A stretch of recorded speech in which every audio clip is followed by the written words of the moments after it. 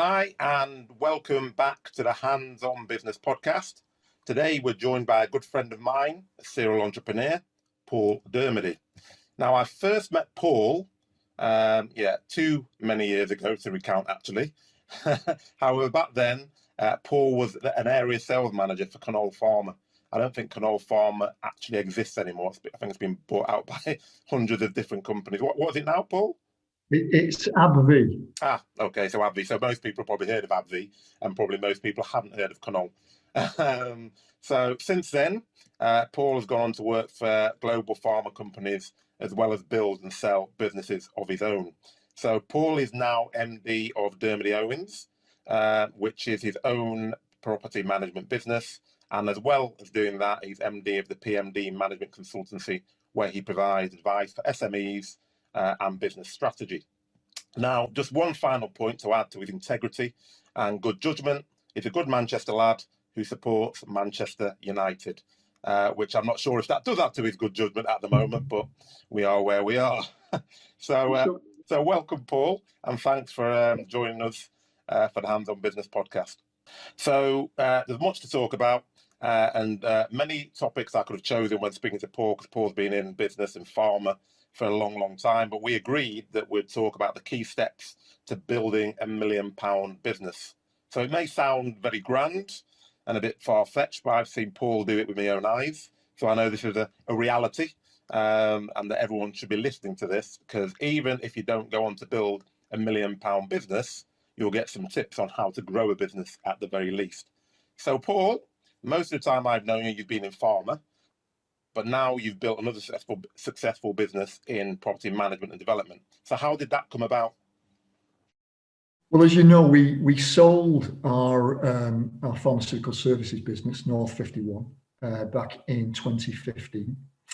And it started because I wanted to invest some of the money from the sale of that business into bricks and mortar, into my own property, and enjoyed doing it so much, I turned it into a full-time business. So in the end of 2017, we set up Dermody Owens Associates to develop and invest in a number of property projects. And we've continued to do that in lots of different ways since. Excellent, thank you. So do you think you've lost that experience that you built up in the pharma industry over those decades? Because it's a complete departure, isn't it? Do you know, the business side of it is very, very similar. Whatever sector you're working in, there are similar business principles. So those business principles still apply. The networking that you need to do, the business development that you need to do, the way that you work with people and get the most out of your service providers, all of those things are very, very similar indeed. Obviously, as a sector, there's so much to learn. So you do need to learn about the legislation. You do need to learn the right methodology, the right way to do the calculations, who are the good people to work with and who are the people to avoid. So it's a new sector, and that you have to start from scratch and be a novice and learn it all over again.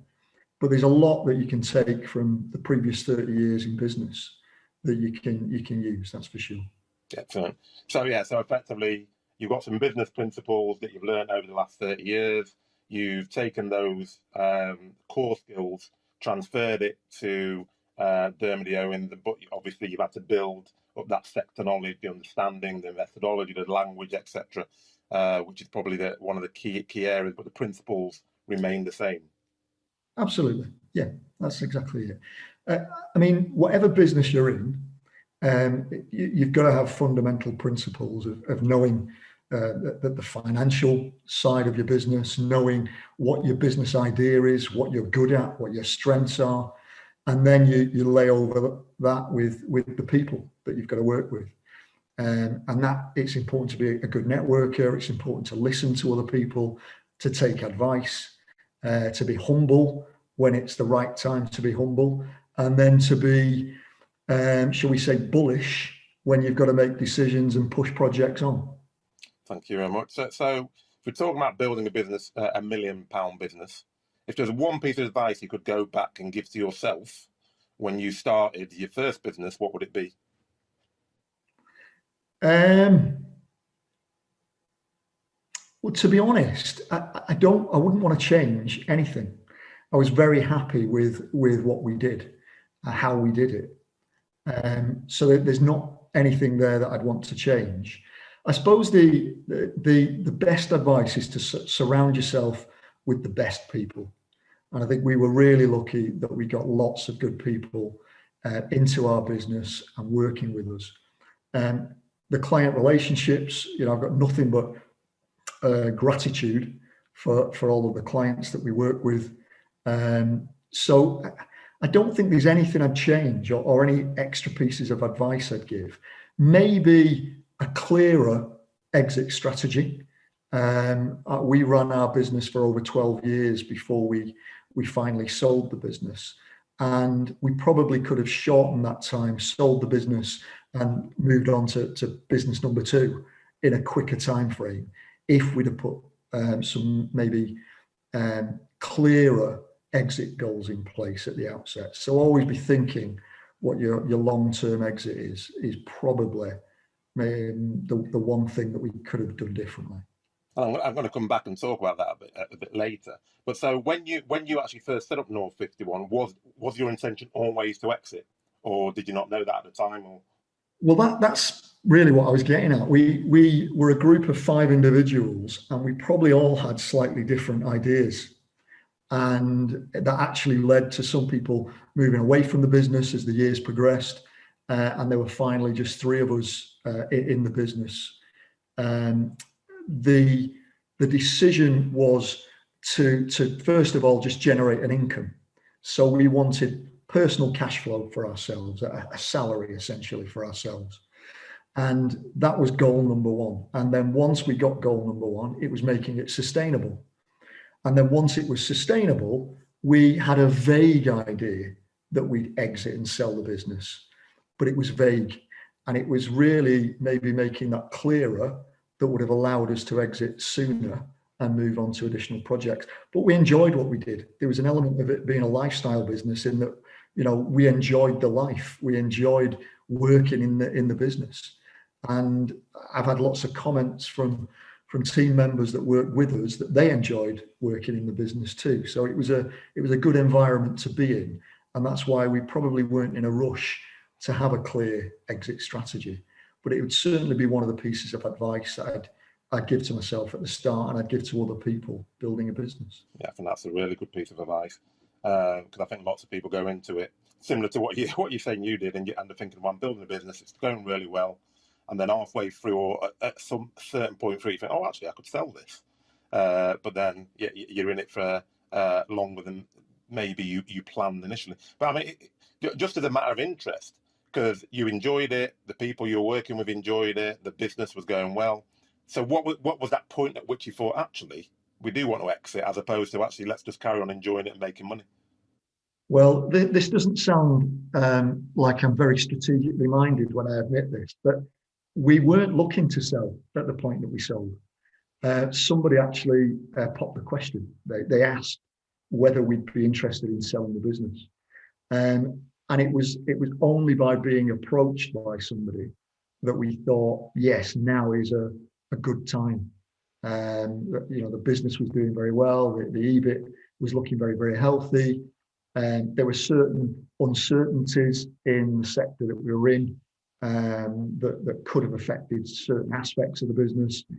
And so it was a case of banking some of the hard work that we'd put in over that 12 years and getting some money in the bank. Okay, that's fair enough. So, and then I think a lot of people who are listening will be thinking, oh yeah, it's all well and good to build a business. Where do you start? How do you actually even start thinking about building a business or starting a business? What are key principles or steps that you would advise people? You've got to decide what it is you're trying to achieve. So why are you doing it? I mean, a lot of people talk about the why, and it always sounds cheesy. But it is the most important thing, because if you don't have a strong why, it's very difficult to keep your motivation high. So why you're doing it is the first thing. Then it's the clear idea of what the business is going to be, because if you've not got that clear idea, it's going to be very difficult to make it successful. So those are the elements that you've got to start with. And then you put on all of the other business things. You put on the making it unique, differentiating yourself from the competition. You put onto it how you're going to gain competitive advantages. You put onto it that all of the people aspects of it, because people are so important.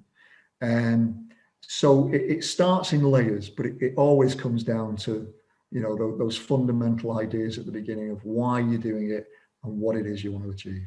Okay, excellent. So I mean that links in, I suppose, to the exit bit and the objective. So what you're saying is, or are you saying that you should always have a clear idea that actually I want to build a £1 million business or a £10 million business or a £20 million business, and I want to exit at a certain point in time, just so that there's a clarity running through the business?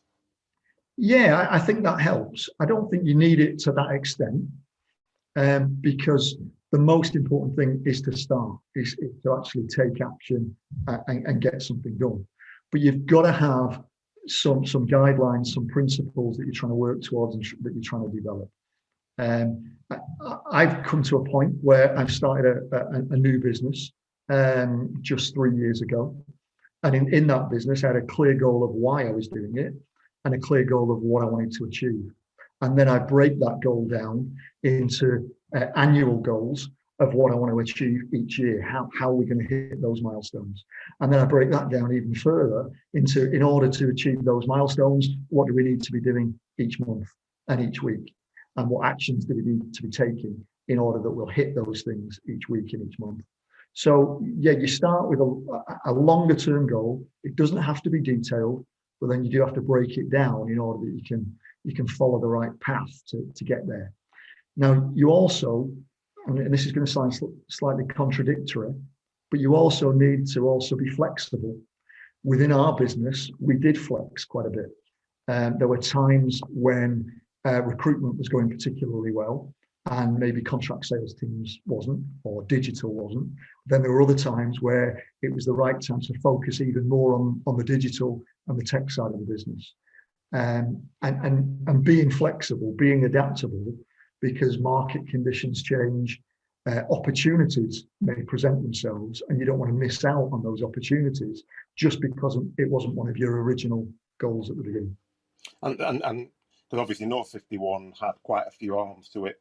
Was that by design? Is that something that people should design into it? Are you having a bit of diversity so there's a bit of flexibility to move around? Well, we did it because there were 5 of us that started the business, and individually we had different interests. So that was how it initially came about. We wanted to have those different arms of the business under one umbrella because we felt that would give us strength. Also, by being diverse, it meant if there was a difficulty in the market for one particular arm of the business, there were other arms of the business that could compensate for that. So we weren't reliant on one client or one particular service offering that we had. And for us, that was a great strength. I know of businesses that have been incredibly successful, but were in such a specialized niche that when the market changed, the business almost disintegrated overnight, and they had to start all over again with a new service offering. We had a degree of protection, a safety net, by having so many arms to the business.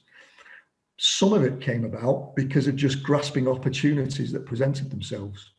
The smoking cessation services that we offered were quite an interesting, different arm to the business, not something any of us was experienced in or interested in to begin with. It came about because we were selling a piece of digital software in that particular sector. And something happened in the market that meant there was a change to the way those services were being run. They may not all have wanted our particular software. And so we actually started tendering to deliver the services themselves. So being opportunistic, seeing how the market changes, and keeping awareness about you was quite an important aspect as well. Yeah, so I'll just write that down. So flexibility and opportunism, because you may well start a business in a particular niche, but what you're saying is, if opportunities arise, you should, in the very least, explore them, because you never know. In fact, I did see a post on LinkedIn, and someone was saying, "Oh, start that side business, because you never know when that side business one day might become your full business or a bigger part of your business." So I think that's similar to what you're saying in terms of keep your options open, so you're not niched into an area where actually, if the climate changes, then you're pretty much stuffed. Yeah, absolutely. In property at the moment, over the last few years, something called serviced accommodation had become very, very popular because it was a high cash flowing method of managing property. And that's the Airbnb system. So you would buy a flat, an apartment, a house, and you would rent it out on very short-term lets through platforms like booking.com and Airbnb. And you could generate much higher profits doing that than a long-term single rented home on a buy-to-let basis. Obviously, the pandemic changed that market completely. People weren't staying away from work. They were working from home. People weren't traveling as much and visiting cities as much. So you have to be able to move and adapt your strategy accordingly. For us, having lots of different property strategies has helped. Buy-to-lets, HMOs, student properties, professional properties, commercial conversion properties. It's allowed us to protect ourselves against that kind of sudden change to just one sector. Thank you. And would you say, because obviously, I mean, I'm picking up now on the property game, lots of people would always think, well, actually, if I'm going to grow a business, I want to build a business, I want to need quite a lot of seed capital. Is that true? Have you found that? Do you think you always need money to start a business? It's helpful, a shadow of a doubt, but no, I don't think you do. In the property sector, I network with lots and lots of people that have been starting their own property portfolios with very, very little money to start with. They work on joint ventures. They work by sourcing properties for other people, and then using the fees that they generate from those sourced properties in order to build up their own deposits, or they work with angel investors. So it's not always necessary to have a lot of liquid capital in order to start your business. Without a shadow of a doubt, it helps. There's no way of pretending it doesn't. I've been able to probably accelerate my property journey because I had some liquid capital to begin with. And when we started North 51, we didn't start it with a lot of money. So we generated cash flow at the outset. And and again, it's a cheesy adage about cash flow being king, is very, very important. When we started that first business back in 2003, I thought, well, this project is going to be profitable. The cash flow is less important. We'll find a way of getting through. But the cash flow, as everybody knows, is much more important in that early stages of a business until you've built up some of the capital within the business. Yeah, no, I mean, I think we've all seen, and we all know the stats about the amount of businesses that go out of business in the first couple of years, and I think a lot of it tends to be based on cash flow because they just don't have enough funds, even Absolutely. When they've got a very profitable idea and they've got clients, they just haven't got the cash flow to keep going. So I think that is a vitally important point. But I just wanted to touch on that because I know lots of people always talk about starting a business, and I think a lot of people are put off because they think, well, I've got no cash, or I haven't got a significant amount of cash, so I might have a great idea, but what can I do with it? And I think what you've just said there about just try to find other ways of working, and it's not angel investors don't just come to you within the property business. You can find networks and people doing different things in lots of areas. And actually, I think LinkedIn is probably quite a useful tool to start finding out who's in the same sort of space as you are, and start speaking to those sort of people to see if you can do any sort of joint ventures and things. So that's very useful. Yeah, collaboration, it's the best time ever for it. With the way social media is, it's so much easier to network with people and to build up all of those potential joint venture partners. Certainly within the property sector, I'm linked into groups of over 8,000 people and dozens of WhatsApp groups, over 2,500 people on Instagram, around about the same on LinkedIn and Facebook. And yeah, it's easier to then reach out and grow a business by working with other people. Yeah, and I think that's true of any sector.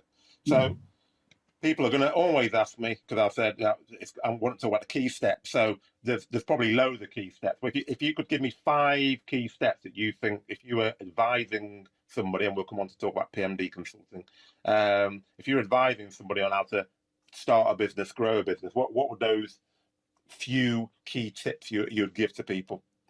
I wish you'd given me that question in advance so I could have had some time to think about it. That's why I didn't. 5 key steps. First of all, have a financial plan of what income do you need to generate for yourself in terms of your cost of living. Because if you can't manage your monthly bills, your mortgage, the cost of groceries, all of the things that you need as an individual or as a family, then you're not going to keep the business going. So you've got to know what income do you need to be generating and when. So you may not need all that income in month 1 and 2. You may have a little bit of a buffer, but you need to have a plan for when you need to be generating that minimum amount of monthly income. So have that goal in your mind. And it might be that you pare everything down. You cancel your Sky subscription, you get a cheaper mobile phone contract, you do everything you can to get that to a minimum level. Then it's working on your idea. What is the business? Is it a service offering? Is it a product? What is it that you're developing? Then who can you work with on it? Are there other people, other expertise that you can call on to improve what it is that you're doing? And then tell everybody about it. In the old days, we used to obviously spend lots on PR when we were starting businesses. We don't need to do that as much anymore. You can use social media in much more powerful ways. Tell everybody what you're doing. Get the word spread out there. I did a post recently. There's a statement that Elon Musk said recently about people should have business showers when friends are starting a new business in the same way that they have baby showers. And I think that's right. You can leverage all of your network when you're starting your new business idea to get the word out there. So I think that's some of the steps. That's probably not 5. It's all right. It's 4. So if you haven't got any more, I'll let you. There's probably hundreds of more important things I've not even thought of off the top of my head, but there's certainly some of the things that come to mind. Yeah, no, I think the ones that jump out to me are the financial plan, because I think lots of people go into it and then they get halfway through and think, oh my God, I can't even afford to live. And I think that's really, really important, that people are clear that, right, I need 500 quid to live, so actually I can last for X amount. I mean, I used to do it with Hand Associates. As I made more money, I'd say, right, I've now got enough that if I get no more clients, I can last for 2 months, or I can last for 3 months, I can last for 6 months, I can last for a year, etc. And that gives you, I think it gives you a sense of comfort, but it also means that you can make better decisions, because you're not always worried about, oh, can I pay the mortgage? Can I put petrol in the car, etc. Yeah, absolutely. That I mean, it's obvious. You'll come up with a budget for the business in terms of how much you're going to spend on your business expenses, but it's important that you put yourself first. I can't remember the author. There's a great book out there, and essentially the principle is that you divide the income that your business is generating up into individual pots of what that money is for. And the first pot that you need to always create is your income, is the money that you need to live. Because if you've not got that money, you're not going to be able to keep the business going. And then you've got the other pots that the money that the business is generating can go into. And it's a great system in terms of thinking about dividing up the income that the business is generating in terms of what it's needed for, and start with yourself first. I'm just writing some of these down, actually. And I mean, that business shower one about from Elon Musk is a good idea as well, because I think lots of people when starting a business almost, or even just a new idea, feel nervous to ask their friends to help them out, even though their friends have been their friends a long time. They're in the business world, they know the challenges. And I think lots of people think, oh, yeah, I don't really want to encroach and ask, for them to help me. But I think that's a really good idea because, if you know 10 people, they all probably know 10 people. So you get to 100 people immediately, as opposed to killing yourself trying all different ways, and people buy from people. So Absolutely. Getting a recommendation is much more powerful, isn't it? Yeah. Somebody got in touch with me about an office block recently that they knew was for sale. And it was simply because they'd seen a post of mine on social media, I think it was on Instagram, that we were converting a commercial building into apartments. And they got in touch to see if we'd be interested in taking a look at this particular office block, which was owned by a charity, and they weren't sure what they were doing. Now, in the end, we've not bought that particular block, but it was a really good connection to have, a really good discussion. We were able to help the charity, and we were, potentially in a position where we'd have been able to buy the building as well. So it was all just through one post on Instagram that somebody saw. If you actually concentrate that to the people that you've worked with over the years, all of that network, and those individuals all just do one share or one extra piece of support to others in their network, it can have a very powerful effect for your business. Yeah. And I think, because I've spoken to quite a few people who are starting business or that sort of area, and I think people underestimate generally the amount of contacts they have. Because the first thing when I speak to them, and you just start going through the process, and you think, hundreds of people. Couldn't you get them to say, oh, yeah, I never thought about that? You're thinking, well, that's just like your easy wins, surely. I started keeping a spreadsheet of all the people that I was coming into contact with within the property sector as I was starting in this new area for me. And somebody asked me, why do you keep a spreadsheet of everybody's name? They thought it was a bit sinister. The truth is, before you know it, you won't be remembering everybody. You'll have to go back into that database because there are so many people that you will meet, literally thousands. And you won't remember everybody's name, exactly what everybody does. And so you need to have a way of capturing that information. Yeah. And leading on from the tips, and we're just talking about specifically digging into that financial planning tip. How do you prevent yourself from actually being the business? Because if you try to exit, you can't be the business, can you? Because otherwise, no one wants to buy you as an individual. You go, then the business has gone out. How do you build a business as opposed to a sole trader, which is all about you? Yeah, it's hard, without a shadow of a doubt. It is. The first piece of it we got 2 months of starting North 51 in late 2003, start of 2004, was work on the business, not in it. And yet it's hard because the first thing you want to do is roll your sleeves up, get stuck in, start driving things forward. And the only way I really can say we did it was by bringing in really good people to work with us. And you can only do that over a period of time. You can't do it all at the beginning unless you've got lots of capital to begin with. And we started bringing in our first employees after about 6 months of running the business. So there was the 5 founding members of the business, and then as people started to come on board, and they were good people, and one of those people is still with the business after it's been sold. That person's still there. I won't name them and embarrass them, but they were brilliant, and they've worked for over 15 years now in what was our startup, and it has now been taken over by a bigger organization, and they're still going strong in their role for that business. So good people is probably the one thing that I'd highlight the most. And as you know, there's an art in terms of recruiting, good people. So, you do need to put some effort and expertise into getting the right people, not just go with gut feel.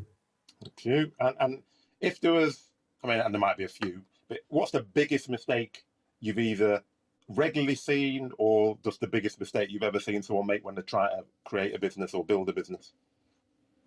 I've seen a lot of people have a grand plan and maybe spend too much time on the grand plan, thinking it'll all just come together, and not actually getting out there doing their business development. You know, there's nothing for my part, my types of business that was more important than the business development, and more than the planning. You know, I think it's Rob Moore, the disruptive entrepreneur, who also has a very successful podcast that talks quite a lot about, you know, get out there and do it rather than trying to create a perfect plan. I can't remember the exact phrase he uses, but that's so important. You know, in our industry, the pharmaceutical industry, you know, we always used to talk about, you know, 80% of a good plan is better than waiting forever to get a 100% perfect plan. And there is no perfect anyway. So, you know, actually taking action is really important. And I've seen people that have just been frozen because they don't feel ready to move it on. Yeah, no, I think I see that all the time. Is it Henry Ford? I can't remember. Henry Ford said something about don't let the perfect be the enemy of the good. And I use that all the time because you see lots of people. I mean, it's generally just an excuse for procrastination, isn't it? That people say, "Oh, well, it's not quite ready. I don't want to do it." And I think some of it comes down to nerves. Because I think if you've created an idea which is yours, if you put it out there and people don't like it, it's quite a personal thing, isn't it? So I think people think, "Oh, well, I'm going to wait. I'm going to wait. I'm going to wait," because I don't want anyone to say I don't like it. Yeah, when we started the recruitment side of North 51, we didn't have all these perfect, brilliant systems and processes in place. We knew what we needed, but they weren't honed in any way. But we got out there, we got on the phone, we spoke to people, we tried to earn clients. Then we started to try and generate the candidates. You know, it wasn't all in place. It's like, what comes first, the chicken or the egg? Well, you've got to try and do all of it at once. Just get out there and start making it happen. Yeah, and if we come back, not quite full circle, but if you come back to when we're talking about the purpose of the business at the outset, if you're looking to exit a business, or if you're looking just to actually, I want to be a lifestyle business, or I want to just grow the business over a period of time, would you fundamentally do things differently? If there is a different activity you need to do depending on what your end game is? Yeah, there probably is. Yeah, there is. Off the top of my head, I can't really articulate what the key differences are. But yeah, there's a difference because you're probably starting, because you're starting with a different goal in mind. There'll be different actions that you want to take. You know, your plan is going to be different. But I wouldn't be able to articulate exactly what those differences are off the top of my head. That's fine. I suppose the key is that you need to know what it is you're trying to achieve, and then that then takes you down a specific path in terms of the activities you're going to try and take on board. If you're exiting, or you're planning to exit, or if you're planning to actually, well, I want to work in this business for the next 20 years and build it for my kids and my kids' kids, you're probably going to take different decisions as you go down the line, aren't you? Yeah, I mean, there's a core fundamental principle, whichever of those two things that you might be doing, you're still trying to generate a strong EBIT, because that means you've got a good cash flowing, highly profitable business. And you know, whatever your end goal is, that still is something that you're aiming for. But there are other things that you might do that are different. And you know, the types of people that you bring in, the way that you're trying to create profits, the way that you're building your client relationships for the long term, all good fundamental principles for any type of business that you do. Yeah, I think I heard. I remember working with a PE business, and I think the chairman basically said, if you make good decisions for the business, it's good for the investors. And I think that whether the investors are a PE company or the investors are you, or it's your business, I think that's really resounded with me, as in just make good decisions for the business, sound business decisions, and whether you want to sell it, whether you want to stay in it, then the business is going to be viable moving forward. So it's an interesting one, and it just takes you back to that beginning again in terms of actually having a specific reason for starting a business and then knowing where you try to get to, because that helps you. It fuels you, doesn't it, to keep you Absolutely. going. And then from your point of view, Paul, I mean, this is just one for interest. What did you find?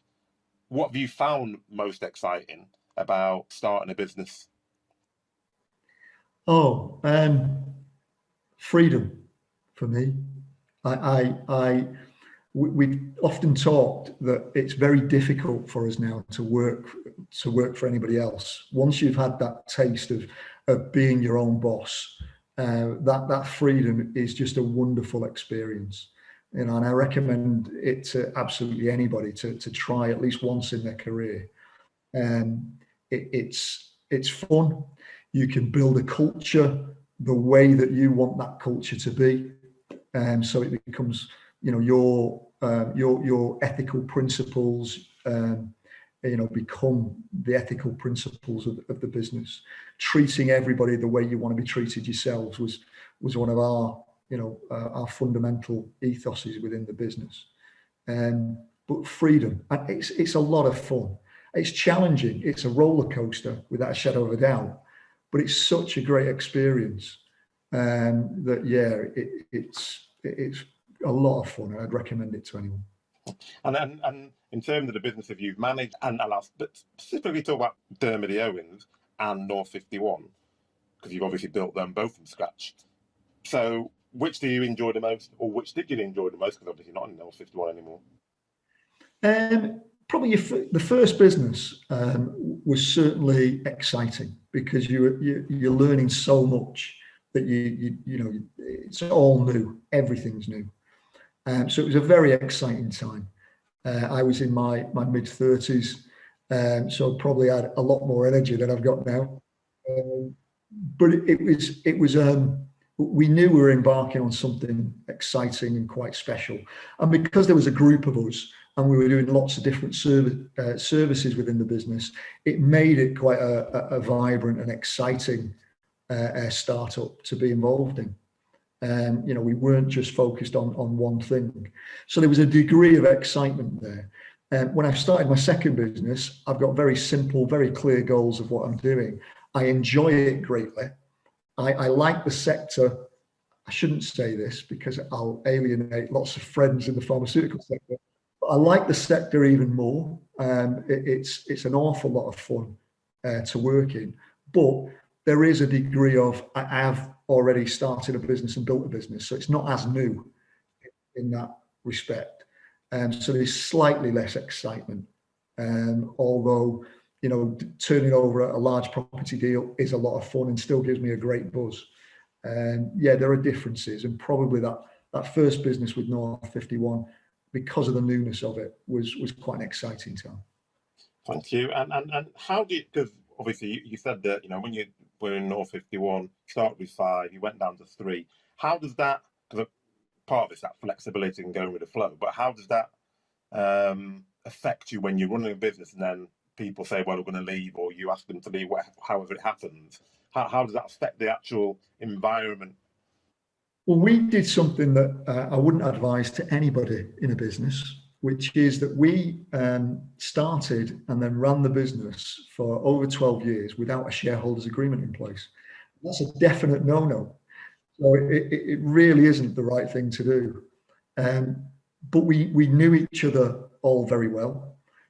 We took that chance. We did look at shareholders agreements over the years. We were just prepared to accept that the individuals in the business all had different goals, different wants, and we were flexible, and we gave each other a lot of responsibility. So we were almost independent, running our divisions. And if somebody wanted to do something different, that was fine. They could go and do something different. And if their life or their circumstances meant it was right to make a change for them, you know, we shook hands and those individuals made that change.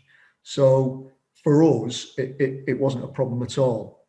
However, not having a shareholders agreement is definitely not the right way to do it. We were just quite lucky that it worked out really well for us. So bringing us up to the current day, you've got a consultancy as well as obviously Dermody Owens. So PMD, just tell me about that. Why did you set that up? Again, it's interest. Property is a slower process. Unless you've got completely unlimited funds, you can only take on so many projects at any one time because they're cash intensive. So keeping my experience in business and my experience in the sector, and trying to use that and leverage it, and keep in touch with people. I'd spent the last 30 years in a sector where I wanted to be able to keep those relationships going. So all of those reasons was one of the things. It was interest, it was mentally stimulating, it was leveraging my skills and experience, and it was also a way of keeping in touch with a lot of good colleagues in the industry. So is that PMD predominantly farmer based, or are you doing stuff outside that as well? It's farmer, but it is also SMEs. So whether it's a small tech SME or a local SME, it's working with a number of those businesses, particularly a number of the service industries that work with pharma and healthcare. Okay, and what's the main sort of advice that those sort of companies are coming to you for? What are your key services? It can be, well, it's anything from raising funding to helping develop their exit strategy, because we've been through an exit and it's helping them hone what's right for their exit, making sure they've got the right things in place. To just day-to-day business, whether it's business development, whether it's improving sales, whether it's improving their people or the business alignment or change management, can be a whole host of things. And in all your time, could I ask you what's the biggest mistake you've seen people make, and what's the best thing you've seen in all your time in business? You know, building businesses. What is there a golden nugget where you'd say, well, I saw this and I was blown away? I think there's a lot of very positive-minded entrepreneurial people that I've met that are running their own businesses. I think those that have got a real passion for their business, you can see it straight away. Those that really love what they're doing, they're excited about it. That excitement translates to their customers, their employees, to everybody around them. And I think those are the people that always resonate with me the most, the ones that are excited by what they're doing. Sometimes they're excited because they've got a great idea. And certainly one of our former employees went off to another business with a great idea and was incredibly successful. And, you know, a big round of applause to them for doing that. But yeah, people that are excited and passionate about what they're doing, those are the ones that stick in my mind the most. Okay, so and that leads me probably to my last question, because it links in, because you were talking about before about creating an ethos, getting the right people. So what are the tips to get the right people? Because obviously you run a recruitment business as well, so you're probably the best person to ask. Yeah, well, there's a few things really, but I know so many people that have recruited over the years on gut feel, people that they get along with, people that think are like them, and so many people use that adage of, you know, people buy from people that are like them. People recruit that way too, and that's not necessarily the best way. There's a great book by Matthew Syed about rebel ideas. And I love the book. It's a great concept. And it's that if you only ever recruit people like you're only going to get the same idea repeated all those many times. But if you recruit a diverse workflow, people from different backgrounds with different personality types, you'll get multiple ideas. And it means you'll have less blind spots because people will see things differently. So when you're recruiting, you've got to be able to look at the competencies and the personality types of the individuals that you're recruiting and try and create a diverse team that's going to give lots of fresh ideas and keep the business moving on in different ways that you might not have even imagined yourself. Yeah, I think that's very sage advice. The term I often use in business is, you know, I'm very agnostic about ideas. I just want the right idea. And I think you get lots of people who, as they move up, think, well, the right idea is my idea. And I think, as you said, that I'm not saying you want to be arguing, but the more challenge you have around an idea, the more likely you are to get a better idea, rather than, well, Hakeem or Paul say this is what we should do, and everyone's, oh, okay, yeah, because you all think as you said, in the same way. So I think that's a really important note on which to bring it to a close. So I really appreciate your time, Paul. Always good speaking to you, and I think there's been a lot of sage advice throughout this 50 odd minutes to just talk about, you know, the key elements to build a business, whether that be a £1 million business, which we all hope we have, a £20 million business, a business you're going to exit. But I think, yeah, really good advice, and I really appreciate your time. You're welcome.